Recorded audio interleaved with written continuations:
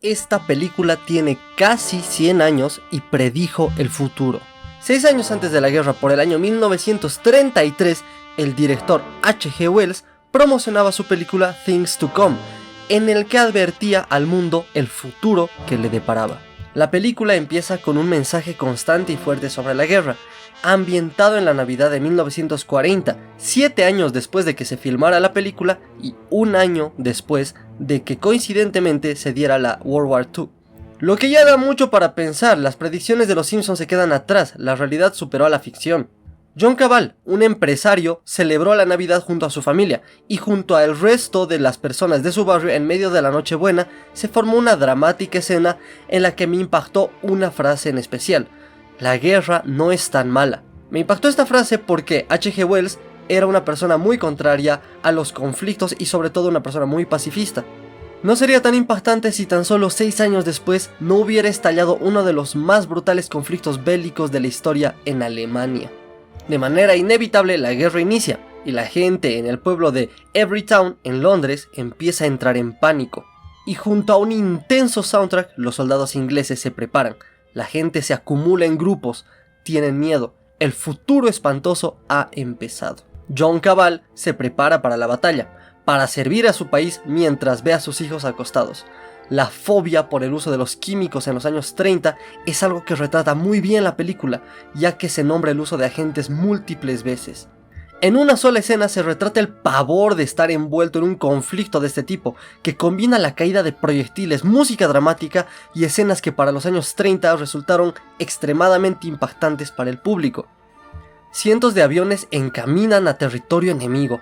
Uno de estos está piloteado por Caval y en medio de un accidente los gases que portaba otro avión se derraman sobre todo el territorio alcanzándolo. El hombre cae rendido y una pequeña niña se acerca para recibir ayuda. El hombre decide que es mejor darle a ella su máscara antigas. Después de todo, es un momento de redención para aquel soldado. El conflicto continúa, aún en el año 1966. Curiosamente, años donde la Guerra Fría empezaba a tomar forma en la vida real. 33 años después del estreno de la película. Everytown está destruida y desolada. El conflicto ha alcanzado un nivel superior. La vida se está acabando y la peste se empieza a extender con fuerza. Una extraña enfermedad ataca a la gente a causa de los gases. Lo curioso es que esta enfermedad te provoca tos y luego de eso mucha fiebre para entrar en delirio. ¿No les suena ese evento histórico de algún momento? Un doctor en medio de una crisis de farmacéuticos y suplementos se desespera porque sabe que no puede ayudar. No vale la pena. Casi apocalíptico, el ambiente no es nada esperanzador. Al más heavy ejemplo de una película moderna de zombies, la gente infectada se levanta casi sin conciencia. Recordemos que la primera película de zombies es apenas 20 años después del estreno de esta película. Ya estamos en el año 1970 y las sociedades empiezan a refundarse. La peste y la epidemia se terminaron, no hay gasolina, la economía se acabó y los carros son impulsados por caballos, muy parecida a la Cuba moderna. El pueblo entero se reúne en la única plaza que quedó de pie para recibir al patrón. Un avión de estilo futurista aterriza en Everytown y un hombre que parece sacado del futuro se acerca para conocerlo. John Caval es aquel hombre que parece del futuro, que todavía vuela. Pelo gris y actitud imponente son ahora sus mejores dotes.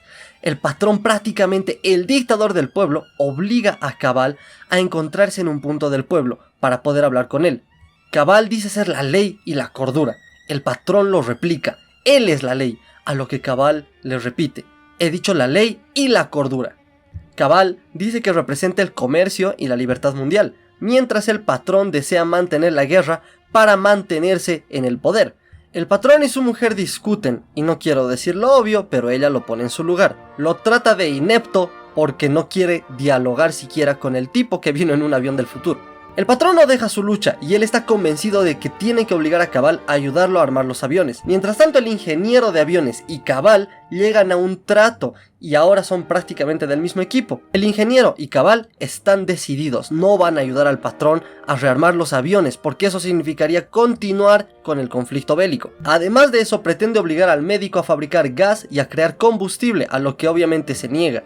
Él le replica: yo soy el Estado aquí, quiero que lo hagas. La mujer del patrón Posteriormente se cita con John Cabal para hacerlo entrar en razón. Ella es simplemente mucho más inteligente, más estudiada y más capaz que casi cualquier otro en el pueblo, pero a la vez tiene una obsesión con el patrón. Entra en un coqueteo extraño con John Cabal hasta que el patrón entra a la cueva.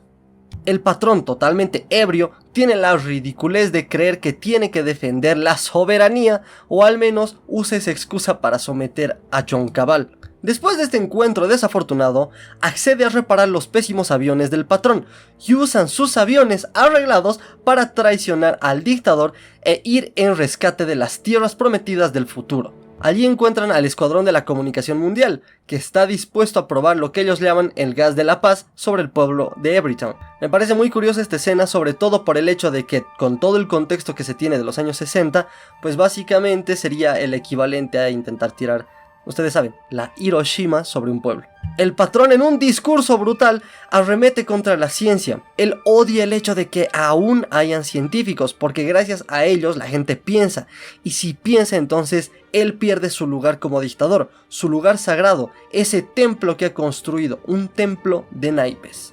Dato que pasé de largo, pero es muy importante: el Escuadrón de Cabal se llama la Comunicación Mundial, que extrañamente hoy en día podría ser básicamente el internet. Es muy interesante este detalle, ya que siendo una película de los años 30 no sabían todos los conflictos que se verían evitados en el futuro gracias a la creación de internet, es decir, el Escuadrón de la Comunicación Mundial, y la verdadera comunicación mundial hoy en día es posible. Nada más han tenido que pasar 90 años para que eso pase. El ejército del dictadorcillo ya está listo, pero literalmente la comunicación mundial no ha tomado ni 10 minutos en llegar con aviones mucho más modernos para probar el gas de la paz.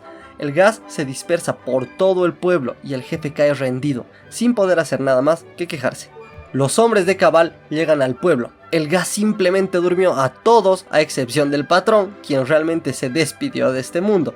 El resto del pueblo empieza a despertar luego de unos minutos. Ahí es cuando nos enteramos que básicamente el gas de la paz es un gas que duerme a todo aquel que lo respire. Cabal pretende instaurar la dictadura del pueblo y de la ciencia, para dominar de esta forma el mundo. Si la película se estrenara hoy, sabríamos que él podría también ser otro villano. El mundo empieza una evolución de manera acelerada. Se ha recuperado el comercio mundial y la ciencia es ahora la líder del criterio. La revolución industrial en su máximo esplendor. Máquinas que en el pasado hubieran parecido simples tanques, hoy en día se utilizan para reforzar los hogares y los edificios del pueblo. La tecnología es el futuro y ahora el presente. Esto nos deja en el año 2036. En apenas 50 años, Everytown pasó de ser un pueblo destruido y desolado por la pobreza y por el patrón, a ser una democracia tecnológica. En realidad me parece bastante curioso esto, porque Everytown es un pueblo pequeño, ultra tecnológico y súper poderoso, algo así como Singapur, que hoy en día tiene 5 millones de personas y el territorio no tiene más de 700 kilómetros cuadrados. Curioso, no sé qué tan relacionado con lo futurista es, pero me parece al menos curioso. Un hombre de la nueva sociedad se queja de que el mundo en el pasado era mejor y de que ahora, en el año 2036, se quiere mandar gente al espacio. El mismo hombre se queja de que el progreso ha sido dañino para la humanidad. Fatal.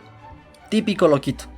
Se habla mucho de cañones espaciales, una especie de cañón que impulsa a la gente lo suficiente como para llegar a las estrellas. Es increíble cómo por entonces ya se hablaba de lo que hoy son cohetes espaciales. Recordemos que el primer satélite espacial se lanzó recién en 1957 y el hombre llegó a la luna apenas en los años 60. La película es de los años 30 y ya lo sabían, brutal. La hija del nieto de Cabal y el hijo de su amigo irán al espacio.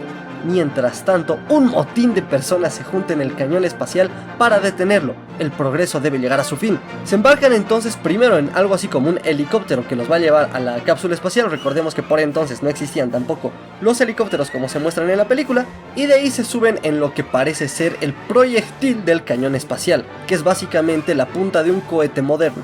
Este es en serio uno de los momentos más Nostradamus de la película. Se muestra el cañón espacial muy similar, y digo exageradamente similar, a las modernas estaciones de lanzamientos espaciales. O sea, pero es que lo tiene todo, desde los ascensores hasta la grúa que sube a la punta del cañón. O sea, es que lo tiene todo, es exactamente igual que una estación de SpaceX.